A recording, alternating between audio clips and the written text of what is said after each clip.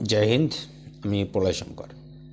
দেখুন, প্রথমেই বলি, আজ আমি কি খেলাম, আজ আমি কি পড়লাম, দেখো আজ কোথায় আছি, আজ অমুকের পাশে, কাল তমুকের পাশে। তোমরা বলো আমায় কেমন লাগছে। এই ধরনের ভিডিও আমি কোনো দিন বানাই না, আর বানানোর ইচ্ছেও নেই। কারণ আমি কি খেলাম, কি পড়লাম, কোথায় আছি, কোথায় নেই, আমার মনে হয় না এসব দিয়ে কারোর কিছু যায় আসে। তাই এগুলো নিয়ে আমি খুব একটা ভাবি না। তো আজকে এমন একটা বিষয়ে ওই জন্যে ভিডিও বানাবো, যে বিষয়টা নিয়ে মানুষ ভাবে। রাজনীতি সংক্রান্ত ভিডিও বানানোর আমার কোনো ইচ্ছা নেই, কারণ রাজনীতি শব্দটার মধ্যেই কেমন যেন একটা সেই বংশানুক্রমিক বা পরিবারতন্ত্র বা পুঁজিবাদী এরকম একটা গন্ধ আমার লাগে। কারণ রাজা নেই তো, আমাদের এখন স্বাধীন প্রজাতান্ত্রিক দেশ। তো সেক্ষেত্রে যেহেতু রাজা নেই, আমার মনে হয় এটার নাম হওয়া উচিত ছিল প্রজানীতি। এখন আমার মনে হওয়া হইতে কিছু যায় আসে না, রাজনীতিই আছে, প্রজানীতি হয়নি। তা ওই বিষয়টার থেকে আমি দূরেই থাকার চেষ্টা করি। যতজন দেখবে, যদি 5জনও দেখে, আশা করি 80% মানুষ আমার সঙ্গে এক হবে যে এই মুহূর্তে ভারতবর্ষের সবচেয়ে প্রিয় ধর্ম হচ্ছে ক্রিকেট। কেন বলছি ক্রিকেট প্রিয় ধর্ম? কেন ক্রিকেটকে ধর্ম বলছি? কারণ ধর্মের মানে কি? মানুষ যা ধারণ করে এবং যা মানুষের মধ্যে ভেদাভেদ ভুলিয়ে দেয় এবং যা মানুষের ভালো গুণগুলোকে বের করে নিয়ে আসে, এই তো বেসিক ধর্মের কনসেপ্ট আমি যতদূর জানি। তো সেক্ষেত্রে আমার মনে হয় এই মুহূর্তে 140 কোটি ভারতবাসীকে কোনো ক্ষেত্রে ঐক্যবদ্ধ করার জন্যে ক্রিকেটের চেয়ে ভালো বিষয় আর কিছু হতে পারে না। অন্যান্য আরও অনেক খেলাধুলো আছে, কিন্তু ক্রিকেটের জনপ্রিয়তার লেভেলটাই আলাদা। আর যখনই ক্রিকেট নিয়ে আলোচনা হয়, তখনই আমি দেখেছি অনেক বিষয় নিয়ে আলোচনা হয়। কে বড়, সচিন তেন্ডুলকার বড় না বিরাট কোহলি বড়? সচিন তেন্ডুলকারের ব্যাটিং পারফরমেন্স ভালো না অ্যাভারেজ ডন ব্যাটম্যানের ব্যাটিং পারফরমেন্স ভালো? বিভিন্ন ধরনের আলোচনা হয়, ভালো স্বাস্থ্যকর আলোচনা, মানে রুচিসম্মত আলোচনা। এর মধ্যে যে টপিকটা আমাকে খুব বেশি নাড়া দেয় সেটা হচ্ছে, ওয়াসিম আকরামই কি পৃথিবীর শ্রেষ্ঠ ফাস্ট বোলার, বিশেষত বাঁহাতিদের মধ্যে? অনেকে বলেন যে ওয়াসিম আকরাম নাকি তার ওভারের 6টা বল 6রকমভাবে ডেলিভারি করতেন।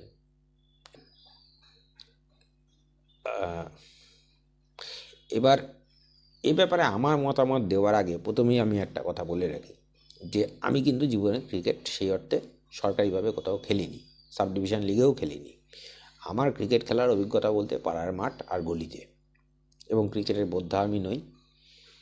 তবে যেটুকু 8-10জন ওই যারা রাস্তায় টিভিতে ম্যাচ দেখে, চায়ের দোকানে বসে খেলা দেখে এবং আলোচনা করে যে সচিন এই বলটা মনে হয় এক পা এগিয়ে খেললে ভালো হতো, এই বলটা ব্যাক ফুটে খেলতে পারলে ভালো হতো, আমি ওই ক্যাটাগরির দর্শক।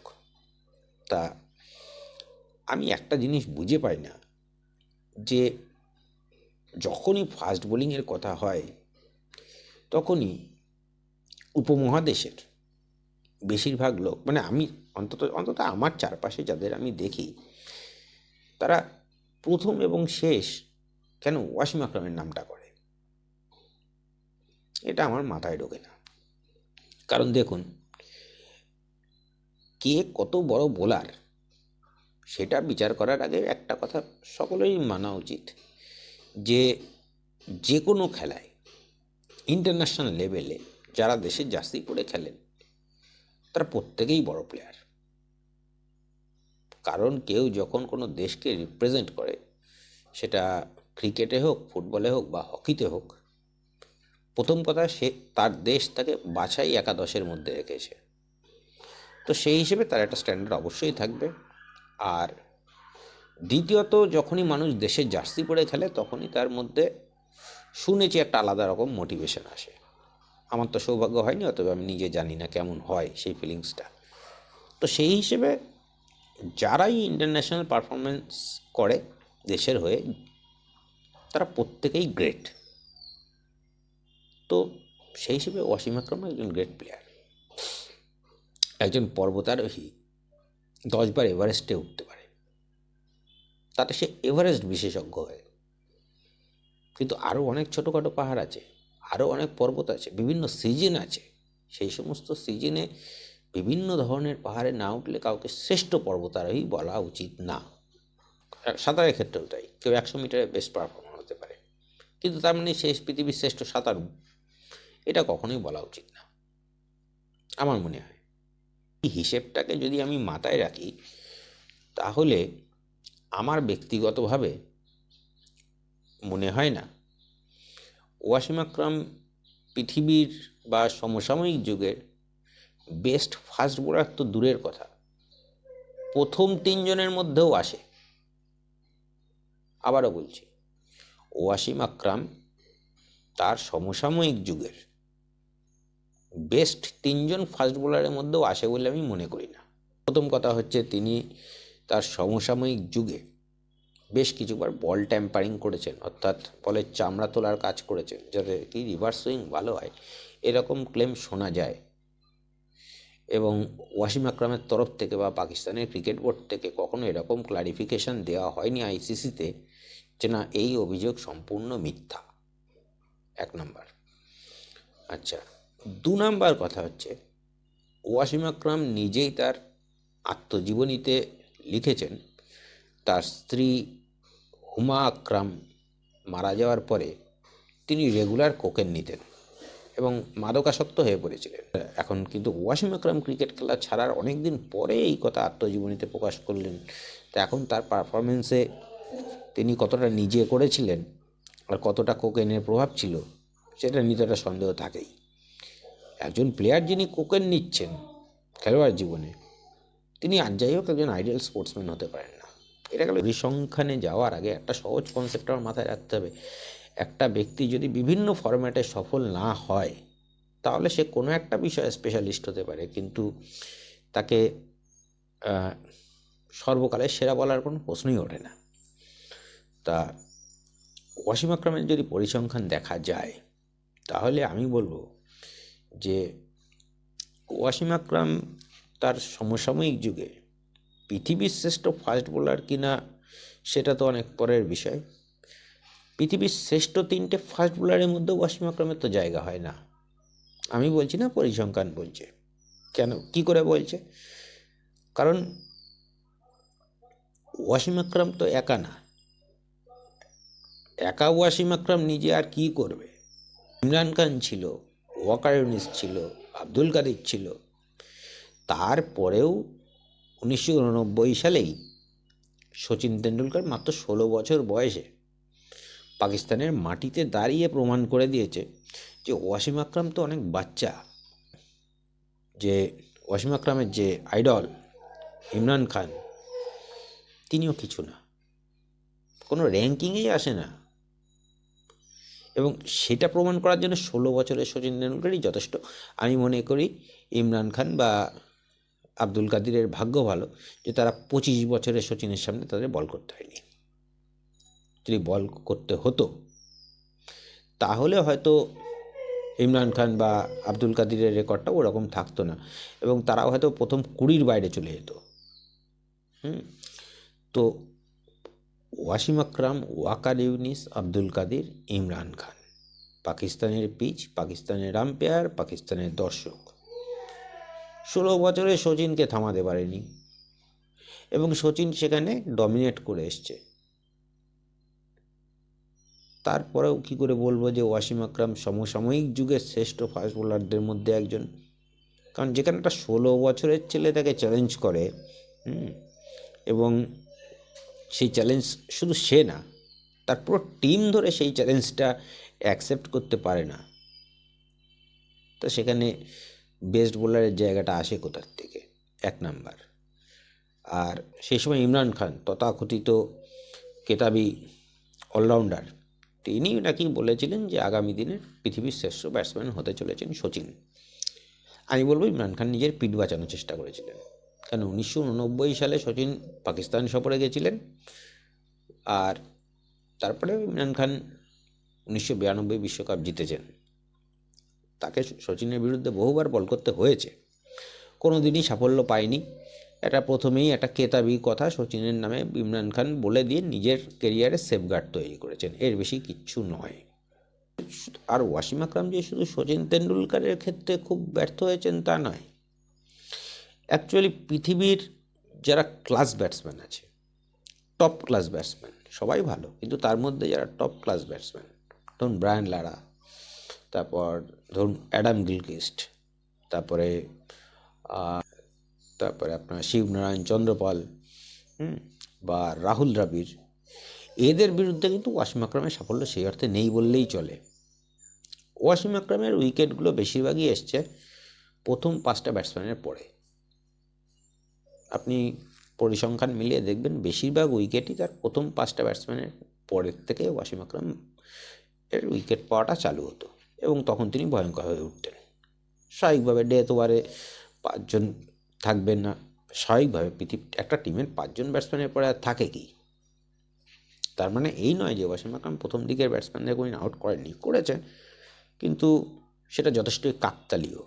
কারণ সচিনের ক্ষেত্রে ওয়াসিম আকরাম সারা জীবনে সচিন তেন্ডুলকারকে মাত্র 4বার আউট করতে পেরেছে, 3টে ওয়ানডেতে আর একটা টেস্টে, যেখানে ব্রেটলি সচিনকে 14বার আউট করেছে। তাহলে এবার আপনি বলুন যে সচিনকে যদি ক্রিকেটের এভারেস্ট বলে মাপি, পরিসংখ্যানে তো মাপবো, তো ওয়াসিম আকরাম 4বার মাত্র সেখানে উঠতে পেরেছে, যেখানে ব্রেটলি উঠেছে 14বার।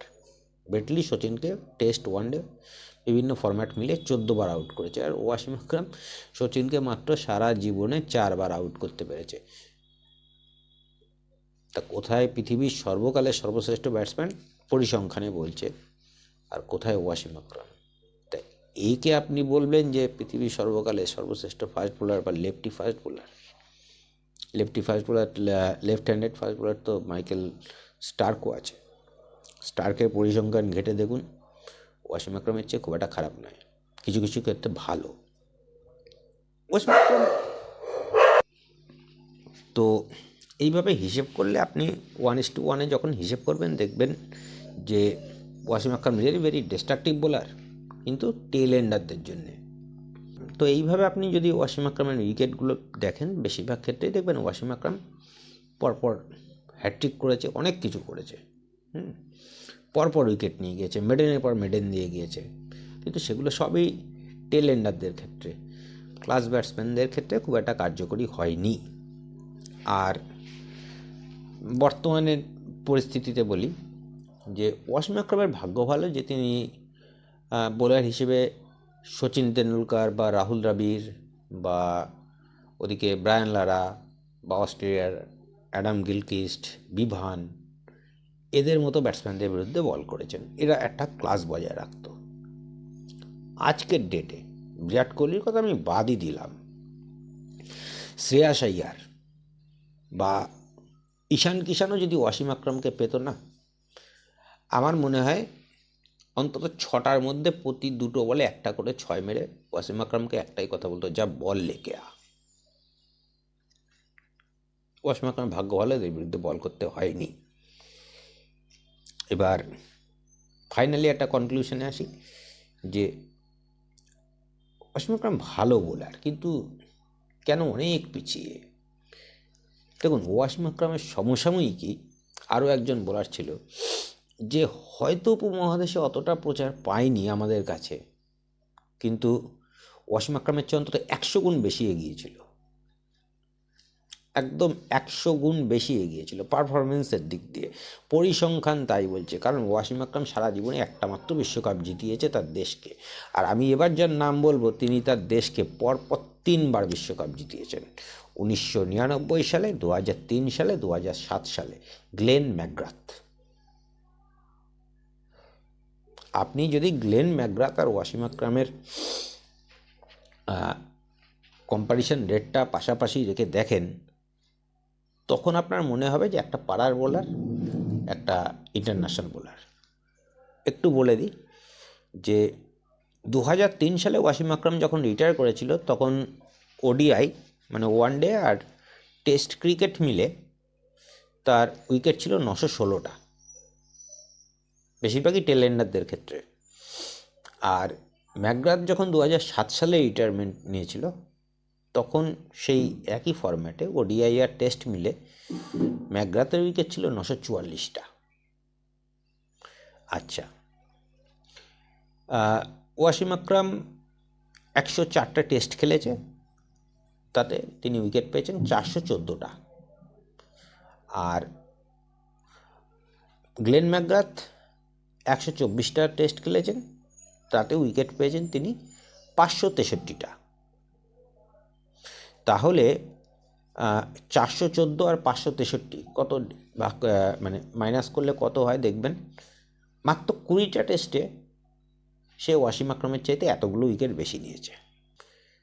আর ওয়ানডে ম্যাচে ওয়াসিম আকরাম 356টা ম্যাচ খেলেছে, উইকেট নিয়েছে 502টো, বেশিরভাগই টেলেন্ডারদের। আর সেক্ষেত্রে গ্লেন ম্যাকগ্রাথ 250টা ম্যাচ খেলেছে, উইকেট নিয়েছে 381, অ্যাভারেজ করে দেখবেন। আচ্ছা, তো এর প্যারালালি এবার যদি ওয়ার্ল্ড কাপের পারফরমেন্স দেখা যায়, তাহলে দেখা যাবে যে ওয়াসিম আকরাম সর্বসাকুল্যে তার কেরিয়ারে যতগুলো ওয়ার্ল্ড কাপ খেলেছে সব মিলে 55টা উইকেট পেয়েছে, আর গ্লেন ম্যাকগ্রাথ পেয়েছেন 71টা। এখন গ্লেন ম্যাকগ্রাথ 16টা উইকেট বেশি পেয়েছেন, এর একটা যুক্তিসঙ্গত কারণ আছে।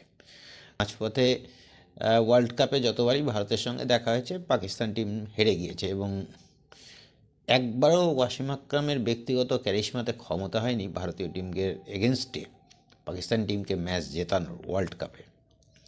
তো এই হলো পরিসংখ্যান। আর ওয়াসিম আকরামের ক্ষেত্রে অনেকে বলে থাকে যে তিনি নাকি নিজেকে খুব দ্রুত পরিবর্তন করতেন ম্যাচের মধ্যে, বলের ভ্যারিয়েশন ছিল, এ ছিল, ও ছিল, অনেক কিছু ছিল, কিন্তু দাপাদাপিটা বেশি করতো। যতগুলো অ্যাপিল করেছে ততগুলো তার 50%ও উইকেট আসেনি।